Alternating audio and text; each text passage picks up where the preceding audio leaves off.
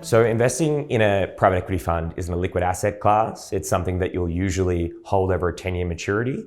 Because it's a liquid, there are some ways that you can create liquidity, but that may come at a price. So one of the forms of that is, any form of that is a secondary. One form is an LP-led secondary. An LP-led secondary would be in the instance where the LP, that's the fund investor, the private equity fund investor, is leading the transaction. So in that instance, they're going to be looking to sell their fund stake to another investor. So what that could look like is they're invested in a fund, maybe it's got 3 years left to expected maturity. They'll look to exit that due to their own liquidity requirements, and they'll look to sell that stake at a discount in order to create that liquidity. So maybe they'll reach out to another investor in the fund and say, I'll sell you my stake. I understand that it's worth $100, but I'll sell it to you for $90 because I need that liquidity from you.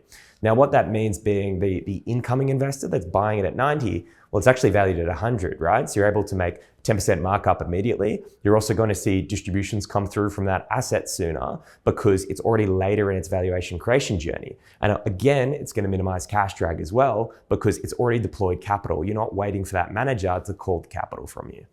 Another form of secondary, which is a bit more nascent, is the GP-led secondary. So in that instance, it's the GP leading the transaction. So the GP is the fund manager.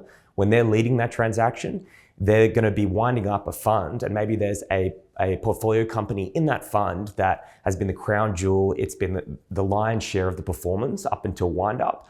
And all they're going to do is sell that to another manager. So it does beg the question, well, why don't I just keep holding on to that and I continue to capture that growth for both me and my underlying investors? And that's what a GP-led secondary is. So it's, instead of selling out of the asset entirely, rolling it over into another fund with the same manager to then continue to capture that upside. What that means for us as an investor in a GP-led secondary is that a lot of the time you're getting in at a lower fee. The fees would be cut in half. You're also then minimizing some of the traditional risks in private equity, such as blind pool risk. We know what the asset is because the fund manager's already been invested in it. And then there's also no friction risk between the investment team of the private equity fund and the management team of the actual company because they've already been working together for about 5 years at this point.